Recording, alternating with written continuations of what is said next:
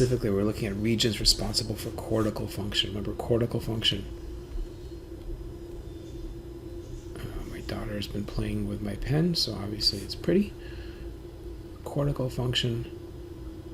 This is stuff we are consciously aware of. And so here is our cerebral cortex, very colorful indeed. That's nice, right? It's that crust of gray matter around the periphery. It's sometimes referred to as the neocortex. Don't worry, I'll switch the colors in just a moment. It's the neocortex, that home of the conscious mind, what we're aware of, memories, complicated processes, so on and so forth.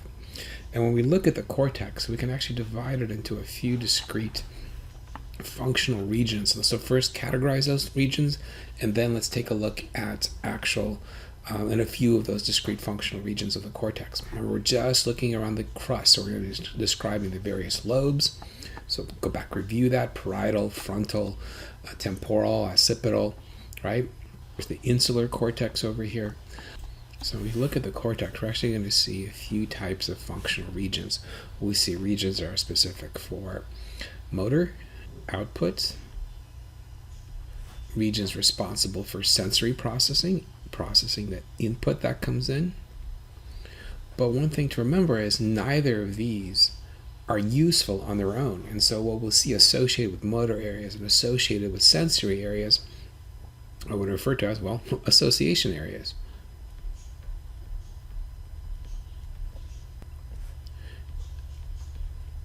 So what does that mean? That means, imagine the word, once again, I said this before, banana, the smell of banana, the taste of a banana, the color of the banana, the word banana, the shape of a banana, any memories you might have of a banana. All those are various parts of the brain. And so when you just hear me say the word banana, all those parts have to work together. So the input comes into the sensory area, and then the sensory area then ties into all those other areas by way of its association areas and integrates that information, and you actually make sense of it. Otherwise, you'd hear a word, but you have no idea what the word means. You just hear a sound. It sounds like the word banana, but it doesn't mean anything to you. The meaning comes through these association areas. We also will see things like cortical integration areas.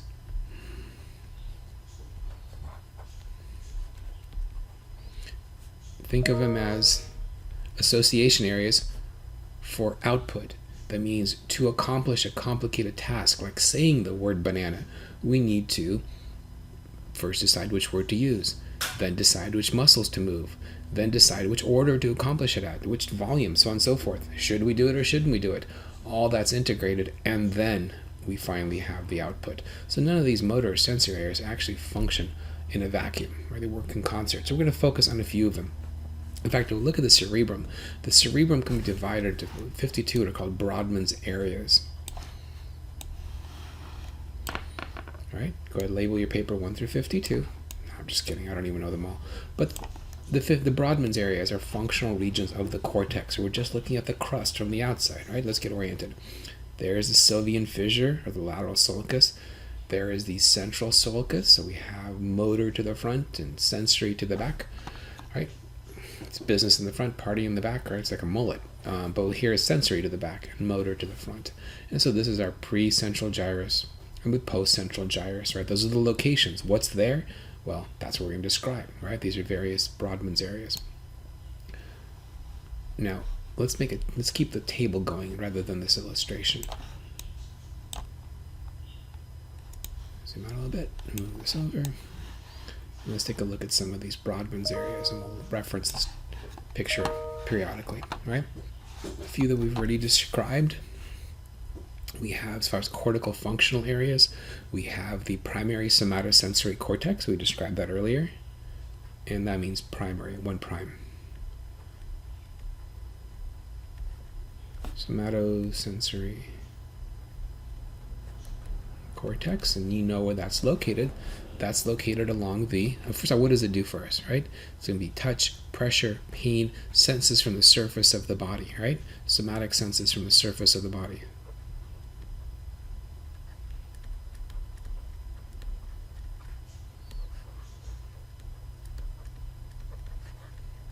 Temperature, pain, so on and so forth. And it's located along the caudal, if you will, right? Past the central sulcus.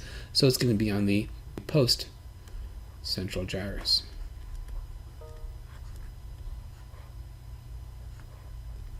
Right, so it's going to be located here. Here it's highlighted in blue for us. That right there is the postcentral gyrus, contains the primary somatosensory cortex. On the rostral side of the central sulcus, we find the primary motor cortex.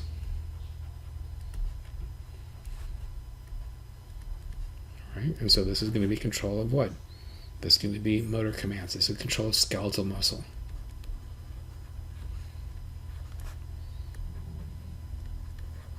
Voluntary movement, and this is located on the precentral gyrus.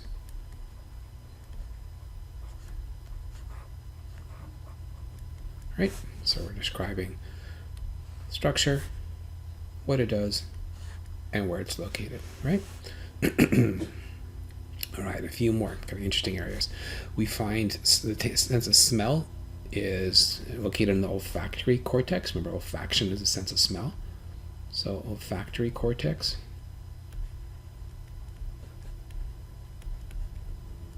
And this is where we process input from sense of smell. And interesting, when we get to cranial nerves, we'll see your sense of smell is one of the most primitive sensory modalities. It's located in the medial aspect of the temporal lobe.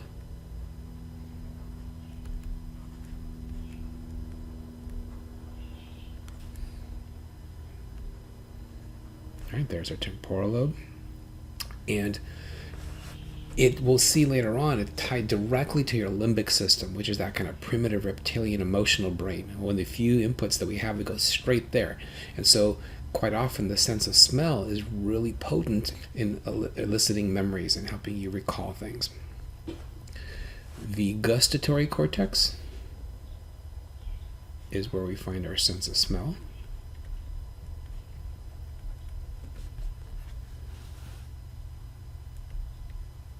The gustatory cortex is responsible for processing taste. Input from your taste buds along your dorsum of your tongue is going to go straight to the gustatory cortex.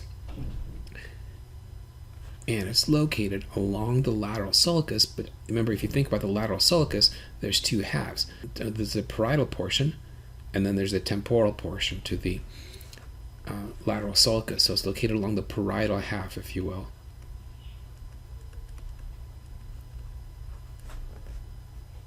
Of the lateral sulcus.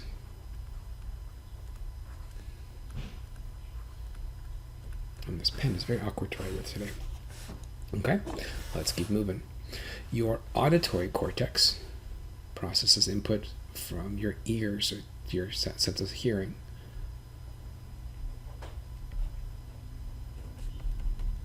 And the auditory cortex is located also along the lateral sulcus. But in this case, it's going to be the temporal side.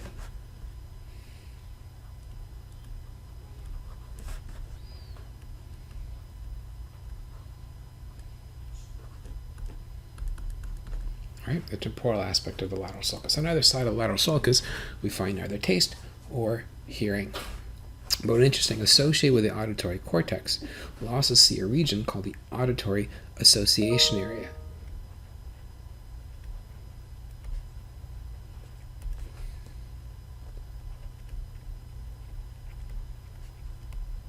Right, the auditory association area, think about it. Just hearing a sound is just a sound, but how do you know what that sound means? That is the association area. So surrounding it, around the auditory cortex, we'll actually see an association area far larger than the auditory cortex. More of the neocortex is devoted to it. If the auditory cortex, the primary auditory cortex, responsible for sound, remember this is just determining the pitch, right, and the various characteristics of sound, then interpreting it. Interpreting the sounds processed by the auditory cortex, that is the role of the auditory association area. So interpreting sounds.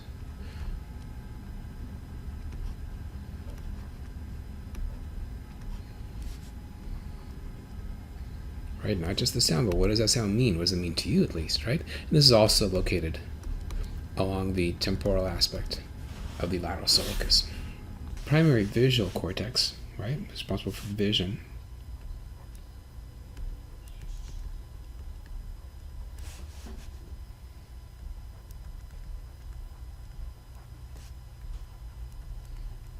is located within the occipital lobe.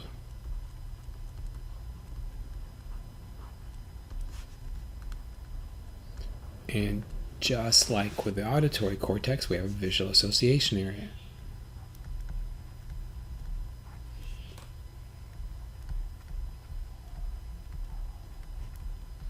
And the visual association areas then integrate that input, right? They interpret vision.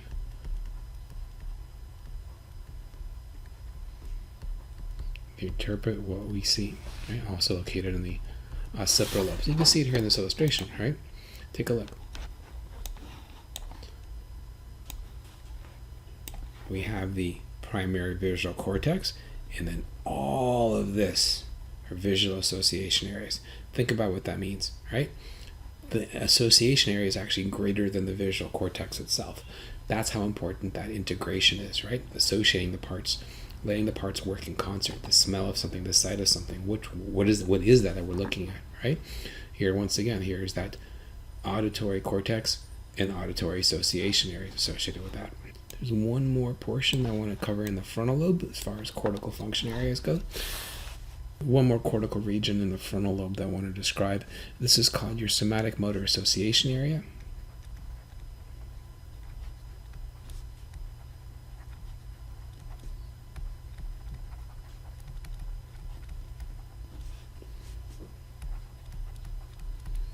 And it's responsible for not just the output, like the primary motor cortex, but it's planning movement, right? So planning complicated movement.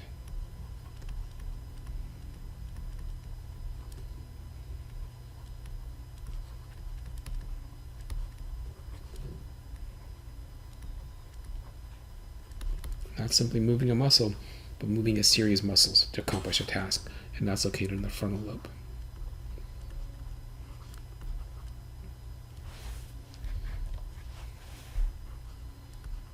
Now, just rostral to the primary motor cortex, which makes sense, the motor association area. Now, these are interesting, right? The discrete cortical function areas, but there are also a few regions which we refer to as cortical integration areas.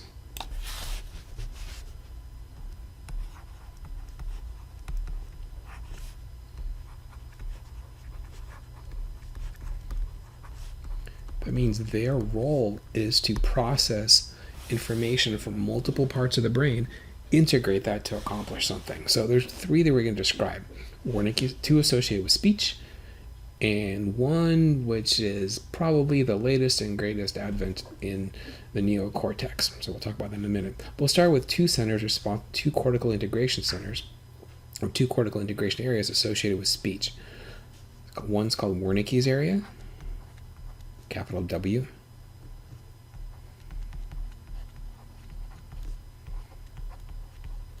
And the other is called Broca's area.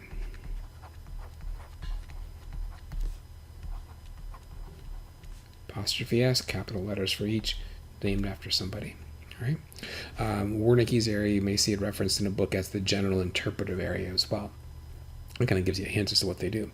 But both are located on the left hemisphere, within the left hemisphere of the brain. And we said speech is on the left, singing is on the right. Remember we talked about the difference between the two halves. But they're slightly different locations. And so what are they going to do for us? Right? Let's take a look. We have, here's the central sulcus. So everything rostral in this direction is going to be some sort of motor output. Whereas caudal is going to be processing, sensory and associated processing. And so Wernicke's area is located right about here. Wernicke's area is located caudal to the central sulcus, whereas the Broca's area is located rostral to the central sulcus. So how would these two differ in function? So how would these two differ? Well, Wernicke's is responsible for comprehension of speech.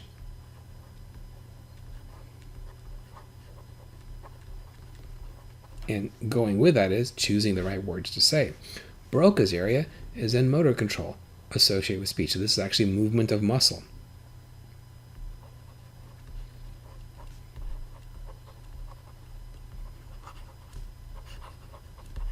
So both are required. So to say the word banana, we have to first choose which sounds to make, and then actually move the correct muscles to accomplish that. So there's a condition where you may actually lose function within the cortex, and we refer to that as aphasia. So aphasia is loss of function, and loss of cortical function. So how would Wernicke's aphasia differ from Broca's aphasia? Well, if we have a stroke or any kind of trauma to Broca's area, then you would have slurred speech. You'd have a difficulty pronouncing the words, but you'd still be saying the correct words. But then how would Wernicke's aphasia manifest itself? Your speech would be relatively articulate, but you would have a hard time choosing the correct words. So your speech would not make much sense. In fact, a lot of times that's referred to, a person with Wernicke's aphasia is referred to as word salad. People use random words that don't make sense, but then they get confused as to why other people don't understand them, because they think they're saying the correct things. They just can't choose the right words to say. The rest of their brain is coming up with an idea, but Wernicke's can't decide on which words to actually manifest. And then Broca's then ends up making the wrong sounds. So Wernicke's aphasia. There's an interesting scenario with Broca's aphasia where a woman had a stroke and she was in the Midwest. She had a strong Midwestern accent in the United States, and she's never been to Europe, and she's never been out of the country, and she had a stroke. And she woke up, and all of a sudden she had a Norwegian accent, a strong Norwegian accent, or a strong lilt. And so if you think about it, I mean, what does an accent really mean? An accent is just a slight difference in how we move the muscles. We can say the same words. I could say banana, or I could say banana, or I could say banana. Okay, sorry, I don't know what that was, but it's a banana, ha ha ha. Call Dracula, 1, 2, 3, ha ha ha. Or I could say 1, 2, 3, right? The difference is what? Just the muscle tone. I said the exact same words, use the exact same muscles, but the muscle tone is different. So when someone has an accent, it's just Broca's area. It just pulls on the muscles just a little bit differently. So when this woman had a stroke, all of a sudden, she started speaking with a Norwegian accent. Why? Because Broca's was just misfiring just a little bit. Still controlling the right muscles, but the tension on the muscles was a little bit off. Really crazy. If she sang a song, if she say a word, she would have a Norwegian accent. But if she sang it, that's using the right hemisphere. All of a sudden, she could sing just fine with a typical Midwestern accent. Right? That's what I'm talking about. Those are cortical integration areas. Now, the last one I want to describe is kind of, we'll finish up with this for the cortical function. This is almost an overlap between cortical and subcortical. And in fact, this is kind of, if we consider the neocortex, the latest and greatest part in the evolution of the brain, this portion, the prefrontal cortex, is the latest and greatest aspect of that. This is that modern, we'll put it in big quotes, sophisticated brain of ours, if you will. And so it's called the prefrontal cortex.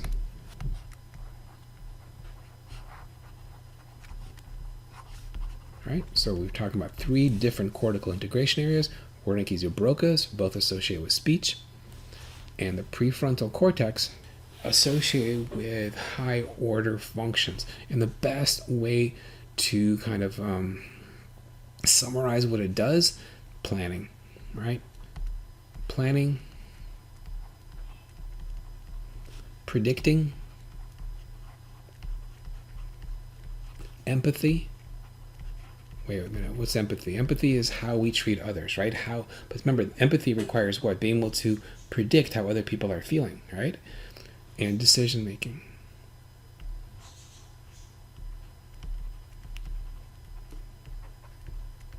So this requires us to look into the future, to consider the past, and to predict what the future will be, and then to adjust our behavior in order to accomplish that, right? All the things that teenagers lack. And it's not surprising because this prefrontal cortex isn't fully developed until we're into our early 20s. Doesn't mean there aren't teenagers out there that make better predictions and are more empathetic and make better decisions than I do. But that part of the brain isn't fully developed until your early 20s. And so what do we see? We see, so what kind of things are associated with the prefrontal cortex?